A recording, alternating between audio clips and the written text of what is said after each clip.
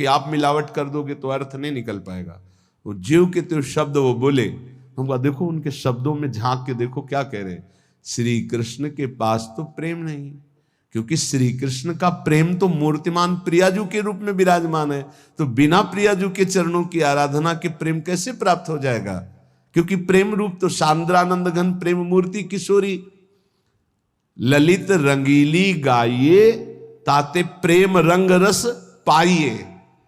प्रियाजू कोई और थोड़ी है, लालजू के हृदय का प्रेम जब रूप धारण किया तो लाडली जू के रूप में हुआ। कोटि प्राण नित बारी बो दीजे, देखत चरण छटारी। जैसे जो केवल श्री कृष्ण उपासना में अभी प्रवेश नहीं पाए हैं पर भक्ति करते हैं, वो जब सुनते हैं कि लालजू मोर मुकुट पधराते हैं श्री जी के चरणों में, तो हमने देखा वो चूंकि अभी प्रारंभ है उनकी भक्ति का, तो भगवान ऐसा कैसे कर सकते, भगवान कैसे ऐसा कर सकते? ठीक है, लेकिन प्रियाजू तो लालजू तो भगवान है ना, भगवान ऐसे। यही है तुम्हारी प्रारंभिक दशा जिससे तुम नहीं जान पा रहे। अरे वो सेन नाई के लिए राजा के चरण चापने पहुंच गए, वो अपने भक्त के लिए सारथी बने बैठे हैं, वो अपने भक्त की मल भरी लंगोटी धो रहे हैं, वो प्रियाजू के चरणों में महावर लगावे तो कोई आश्चर्य की बात है? अरे प्रेम समुद्र प्रभु अपने प्रेम का दुलार कर रहे हैं, तुम्हें आश्चर्य लग रहा है? किंचन मात्र किसी भक्त में प्रेम आ जाता है तो मेरे प्रभु हाथ जोड़े उसकी सेवकाई के लिए खड़े रहते हैं। भक्ताधीन मन पूज्यो भक्ता नाम भयंकर। कैसे कैसे समझोगे? थोड़ी सी प्रीति आ जाए तो जहां मेरा भक्त चरण रखो वहां रखूं मैं हाथ, पीछे पीछे मैं फिरूं, कभी न छाड़ू साथ, फिर वो प्रियाजू के चरणों में माथा रख दे, कौन आश्चर्य की बात है? नंददास प्रभु छवि बिलोकत प्रीति के प्रतिपाल, चापत चरण मोहन लाल। कोटि प्राण नित बारी बो दीजे, देखत चरण छटारी। इतनी आस पुजावहु प्यारी, भोरी बलि बलिहारी। दीजे मोहि ऐसो बास ब्रज माही, जुगल नाम को भजन निरंतर, और कदम बन छाही।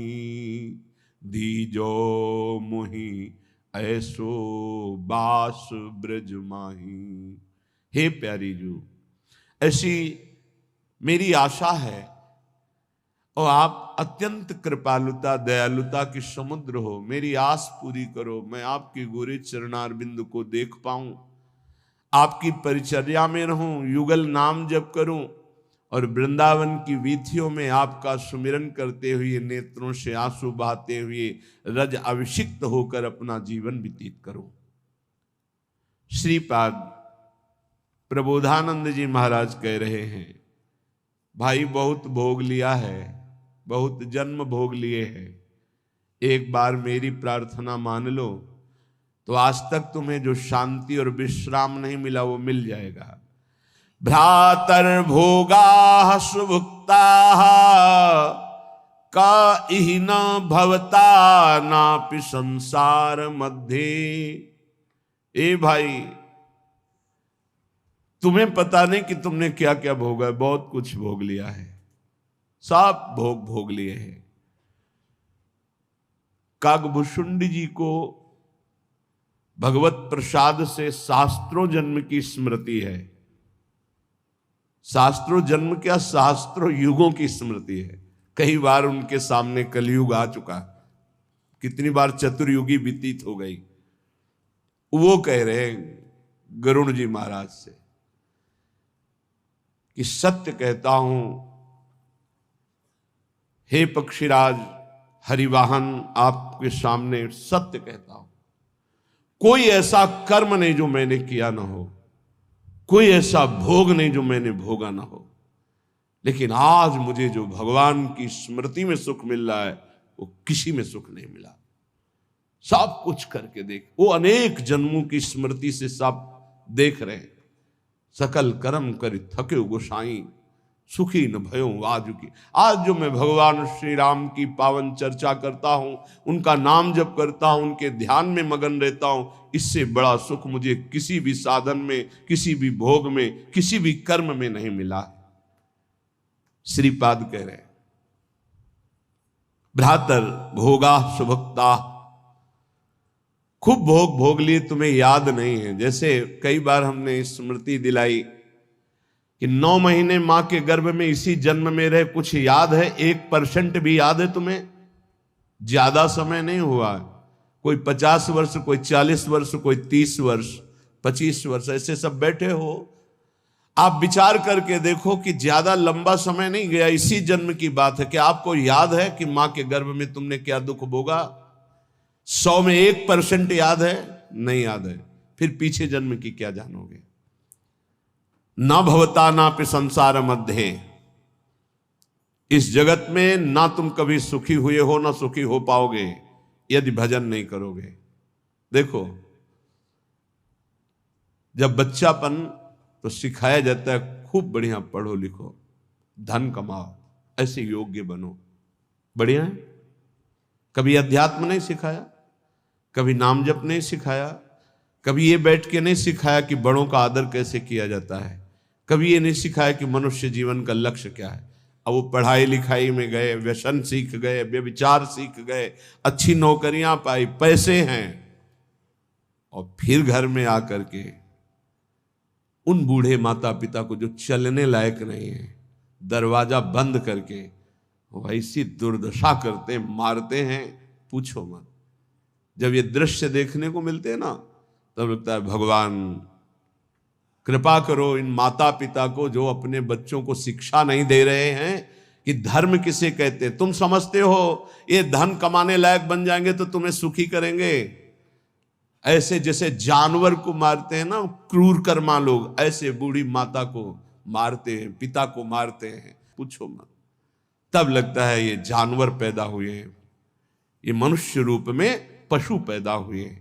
पशु क्या, राक्षस है। माने मातु पिता नहीं देवा, साधुन ते करवावें सेवा, जिनके ये आचरण भवानी, भगवान शंकर कहते निश्चर सम जानो प्राणी। निश्चर कहते राक्षस को, वो राक्षस है।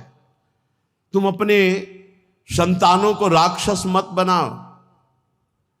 ये जो केवल तुम मात पिता बाल कहीं बुलावे, उदर भरे सोई जतन सिखावे, तुम राक्षस बनाने की चेष्टा कर रहे हो।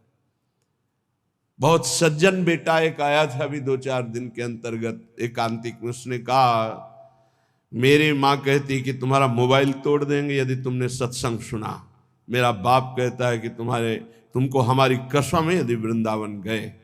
यही बच्चे जब सतमार्ग से विमुख हो जाएंगे और शराब पीकर घर आएंगे, तब तुम्हारी पूजा करेंगे, तब तुम्हें अपनी कसम ध्यान आएगी कि अगर ये वृंदावन जाता, साधु समागम करता, तो आज लातों से न मारता।